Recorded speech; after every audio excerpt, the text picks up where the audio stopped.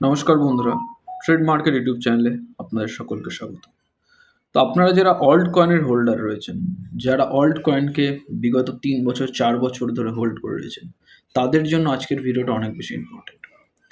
তো আমরা আজকের এই ভিডিওর মাধ্যমে কিছু ফ্যাক্টস দেখব, কিছু নিউজ কভার করব, যার মাধ্যমে আমরা এটা বোঝার চেষ্টা করব যে আমাদের অল্ট সিজনের র্যালি কেন আসছে না, কবে আসবে, সেগুলোকে প্রেডিক্ট করার চেষ্টা করব। তো চলুন ভিডিওটি শুরু করা যাক। ভিডিওটি শুরু করার আগে আপনাদের প্রত্যেককে আমার একটাই রিকোয়েস্ট, ভিডিওটিতে অবশ্যই লাইক, শেয়ার অ্যান্ড সাবস্ক্রাইব করবেন। তাহলে আমরা মোটিভেশন পাই নতুন নতুন এরকমই ক্রিপ্টোকারেন্সি এবং স্টক মার্কেট রিলেটেড টপিক আপনাদের সঙ্গে আলোচনা করার জন্য। চলুন ভিডিওটি শুরু করা যাক।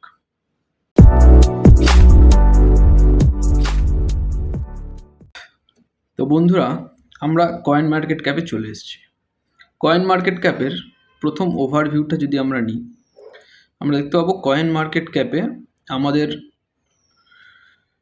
টোটাল অল্ট সিজন কিন্তু এখন নেই। এখন এই কিছুদিন আগেও অল্ট সিজন ছিল, এটা অল্ট কয়েন সিজন ইন্ডেক্স, যেটা আপনারা দেখতে পাচ্ছেন 24-এ রয়েছে, এখানে 60 ছিল।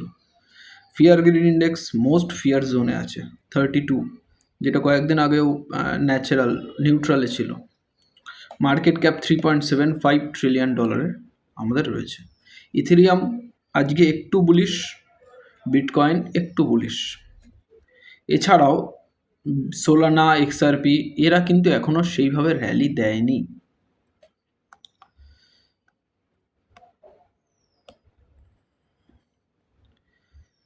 তো আমরা কি দেখতে পাচ্ছি এইখানে, এই চার্টটা ওপেন করে আরেকটা জিনিস আপনাদেরকে একটা নিউজ আগে আমি কভার করে নিই।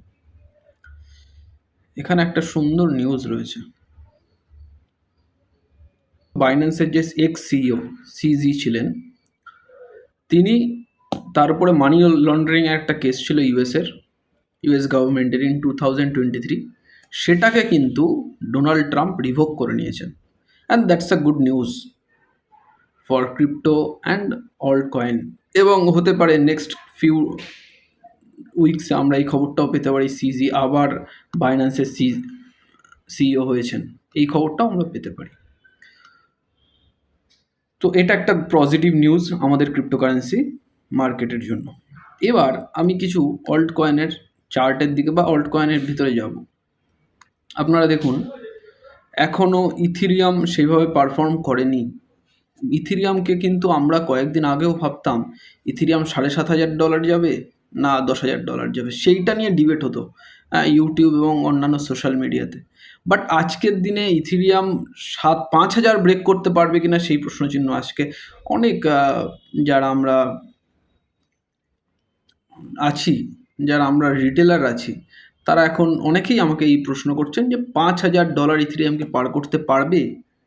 That's the biggest question in today's scenario.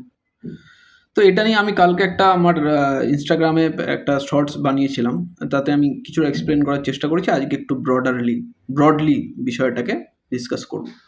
তো আপনি দেখুন যে বাইন্যান্স, আমি এখানে আপনাকে মার্ক করে দিচ্ছি, বাইন্যান্স, বিএনবি এবং সাম এক্সটেন্ড ইথেরিয়াম, এই 3টে কয়েন বাদে বাকি কোনো কয়েন কিন্তু সেইভাবে মার্কেটে পাম্প দেখায়নি। এবার আপনি বলবেন সোলানা তো $20 ছিল। সোলানা $20 ছিল, তার কারণ সোলানাতে কিন্তু সেই সময় একটা খুব বাজে নিউজ ছিল। সেটা সোলানার রিয়েল ভ্যালু নয়, সোলানার রিয়েল ভ্যালু কিন্তু অ্যাপ্রক্সিমেটলি অ্যারাউন্ড $100 to $150। এটা হচ্ছে সোলানার রিয়েল ভ্যালু। সেখান থেকে সোলানা কত পার্সেন্ট পাম্প করেছে? খুব জোর হলে 50%, নট মোর দ্যান দ্যাট। আপনাকে আরও আমি কয়েন দেখাচ্ছি। কার্ডানো, এর আসার কথা ছিল, কি বলে, ইটিএফ আসার কথা ছিল। ডজ কয়েন, এর ইটিএফ অ্যাপ্রুভ হওয়ার কথা ছিল। সোলানার ইটিএফ অ্যাপ্রুভ হওয়ার কথা ছিল। চেনলিঙ্কের ইটিএফ, চেনলিঙ্ক খুব ভালো একটা কয়েন। চেনলিঙ্কের মতো কয়েন হয় না, তে চেনলিঙ্কের মতো কয়েন নেই। সেই চেনলিঙ্কের আজকে $17 পড়ে রয়েছে। তো all this coins are in their bottom. আমি একটা জিনিস আপনাকে চেনলিঙ্কে দেখাচ্ছি, এটা লোড হোক। কেন আমি এই কথাগুলো বলছি?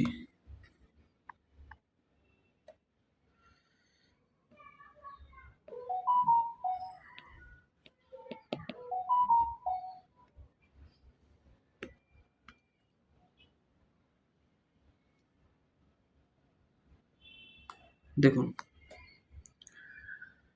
তো আপনি বুঝতে পারছেন যে চার্ট কি কথা বলছে।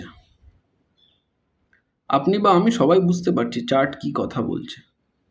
যে this is not a good sign যে কয়েনগুলো একেবারে বটমে চলে আসলো, এবার আরও নিচে চলে আসবে। এটা পসিবল নয়। এবং আপনি আরেকটা জিনিস দেখুন, যদি মার্কেটকে নিচে নিয়ে যাওয়ারই হতো, তাহলে হোয়েলরা কি সত্যি মার্কেটে এই নিউজটা ফেলাতো যে মার্কেট আরও নিচে যাবে? হোয়েলরা কি চাইতো যে আপনার সেল করা প্রোডাক্টগুলো হোয়েলরা কিনবে, কিনে আরও তারা নিচে যাবে? It is not possible practically in the trading cycle. আপনি যদি কোনো একটা জিনিস ট্রেড করে থাকেন কোনো সময়, আমি রিয়েল লাইফ ট্রেডের কথা বলছি, তাহলেও আপনি কোনোদিন এটা বুঝতে পারবেন এই ঘটনাটা, যে যারা বড় হোল্ডার হয় তারা সব সময় মার্কেটের অপোজিট, মার্কেটে যেটা চলে তার অপোজিট স্টান্স তারা নেয়। এটা সব সময় হয়। আপনাকে একটা সিম্পল উদাহরণ দিচ্ছি, যারা চাল গম ইত্যাদি যারা স্টক করে, তারা কখন স্টক করে? যখন তারা স্টক করে মার্কেটে ক্রাইসিস তৈরি করে, এবং তারপরে তারা ধীরে ধীরে সেল করে প্রফিট আর্ন করে। যে কোনো স্টকিস্ট তারা তো এইভাবেই আর্ন করে, যে একটা আর্টিফিশিয়ালি একটা প্রবলেম, সাপ্লাই ডিমান্ড, আর্টিফিশিয়ালি একটা ডিমান্ড ক্রিয়েট করে তারা প্রফিট ইনকাম করে। এবার মার্কেটে এই কথাটা ফেলানো হচ্ছে বা ছড়ানো হচ্ছে যে মার্কেট নিচে যাবে, তো তার মানে কি মার্কেটে সাপ্লাই আর আনা হচ্ছে।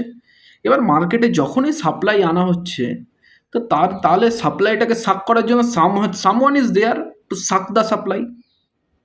Someone is there. আপনি যদি এখন $17 লিঙ্ককে সেল করে দেন, someone is there who will buy in that $17। তো সে কিনে কি করবে? সে কিনে মার্কেটটাকে তো সে তো তারপরে যখন মার্কেটে একটা ক্রাইসিস তৈরি হবে, ডিমান্ড ক্রাইসিস তৈরি হবে, তখন সে ওপরে যাবে এবং সে সেল করে তার প্রফিট বুক করবে। দ্যাট ইজ দ্য সিম্পল ফান্ডা। এখানে আর বোঝার মতো কিচ্ছু নেই। তো আমি এই মুহূর্তে আমার অল্ট কয়েন কিন্তু হোল্ড করছি, সেল করছি না, স্পট অল্ট কয়েন। এবং আমি আরেকটা জিনিস করছি যেটা আমি ফিউচার অপশান থেকে অনেকটা দূরে রয়েছি, because this is the volatility time. এখানটায় না কি হয় বলুন তো, এখানে মার্কেটে ওই ট্রানজিশন মোমেন্ট চলছে, যে একটা জায়গা থেকে আরেকটা জায়গায় মার্কেট ট্রানজিট করছে। এবার ট্রানজিট করার সময় মার্কেটে ভোলাটিলিটি অত্যাধিক বেশি হয়। যখন এই ভোলাটিলিটি বেশি হবে মার্কেটে ট্রানজিট মোমেন্টে, তখন আপনাকে অলওয়েজ ফিউচার অপশান থেকে দূরে থাকতে হবে। That is very important, very very important. এই রুলটা আপনাকে ফলো করতেই হবে। আপনি এই সময় ফিউচার অপশানে প্রফিট করতে পারবেন না, কারণ ডেটা কিন্তু বড় বড় হোয়েলের কাছে আছে। Data will beat you, that is very important. তো এই একটা জিনিস আমি আপনাদেরকে বলছি, স্পটে সেল করার দরকার নেই। আপনি ছোট ছোট কিছু ডিসিএ করতে পারেন, যেগুলো আপনি এটা মনে করতে পারেন যে হ্যাঁ এই টাকাটা আপনার জিরো হয়ে গেলে কোনো সমস্যা নেই, সেই টাকাটুকুই আপনি ডিসিএ করতে পারেন। আপনাকে বলছি না আপনি ব্যাংক থেকে লোন নিয়ে নিন বা আপনার যাবতীয় ব্যাংকে যা সেভিংস করেছিলেন সব ঢেলে দিন ক্রিপ্টোতে, করবেন না। আপনি তাহলে আপনার মেন্টাল স্টেবিলিটি বিগড়ে যাবে, আপনি পারবেন না কোনোদিন সেটাকে হোল্ড করতে। তো স্পটের ক্রিপ্টো এই মুহূর্তে বিক্রি করা যাবে না, এবং ফিউচার অপশানে কাজ করা যাবে না। আপনি ততটুকুই এই মুহূর্তে কিনতে পারেন যতটুকু জিরো হয়ে গেলে আপনি ভাববেন না। এবং আমি আপনাকে এটা সাজেস্ট করব যে কিনবেন না, না কেনাটাই বেটার, বাট সেল করবেন না। এই মুহূর্তে সেল করাটা খুব বাজে ডিসিশন হবে। এবং আপনাকে বলছি, ভ্যালুয়েশন ওয়াইজ কিন্তু চেন লিঙ্ক থেকে শুরু করে বড় বড় ক্রিপ্টোকারেন্সিগুলো প্রত্যেকটা চেন লিঙ্ক আমি আপনাকে দেখাচ্ছি, চেন লিঙ্ক বলুন, সোলানা বলুন, এক্সআরপি বলুন, সবাই কিন্তু ভ্যালুয়েশন ওয়াইজ অনেক নিচে আছে। তো টপ 100-এর মধ্যে আমাকে চলতে হবে। ইনফ্যাক্ট এটাকে যদি আমি আরও সিঙ্ক্রোনাইজ করি, টপ 50 বা টপ 20। টপ 20 খুব ভালো, টপ 50 বেটার, টপ 100 চলতে পারে। আপনি সুই কয়েনকে দেখুন, $2 $2.5 এসে পড়ে রয়েছে। আভাক্স $19 পড়ে রয়েছে। বিট কয়েন $95 পড়ে রয়েছে। চেন লিঙ্ক $17 পড়ে রয়েছে। এগুলো রিয়েল ভ্যালু নয়। এবং আপনাকে আবার আমি যে কথাটা বলেছিলাম সেটা আবারও বলছি, যে এই সময় স্পটের ক্রিপ্টো হোল্ড করছি আমি। আপনাদের এই সম্বন্ধে কি মতামত বা আপনারা কি করছেন সেটা জানাতে অবশ্যই কমেন্ট করে আপনারা জানান। আর ভিডিওটি যদি ভালো লাগে অবশ্যই লাইক, শেয়ার অ্যান্ড সাবস্ক্রাইব করবেন। দেখা হচ্ছে পরের ভিডিওতে। ভালো থাকবেন। ধন্যবাদ।